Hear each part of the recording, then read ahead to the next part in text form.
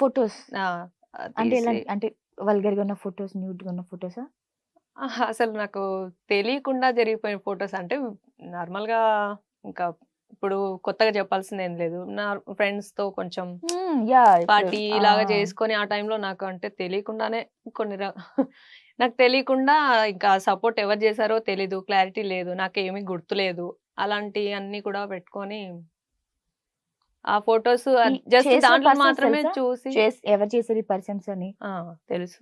చేసిన పర్సన్. మరి మీరు వెళ్లి అంటే ఆ ఫోటోస్ తీసి మీ హస్బెండ్‌కి పంపడం జరిగిందా? అంటే ఈవెంట్స్ పరంగా కాబట్టి ఆ బయట చిల్లర లైఫ్ నాకు పెద్దగా నేను ఎక్కువ పర్సనల్ తీసుకోలేదు. నా పర్సనల్ లైఫ్‌కి ఎఫెక్ట్ అవ్వొద్దు అని నేను లైట్ తీసుకున్నాను. ఏం చేసుకున్నా సరే దేవుడున్నాడు చూసుకుంటాడులే ఇలా నాకు తెలియకుండా నా గురించి ఇంత బ్యాడ్‌గా జరిగిపోయింది. ఇది చేస్తే ఓకే.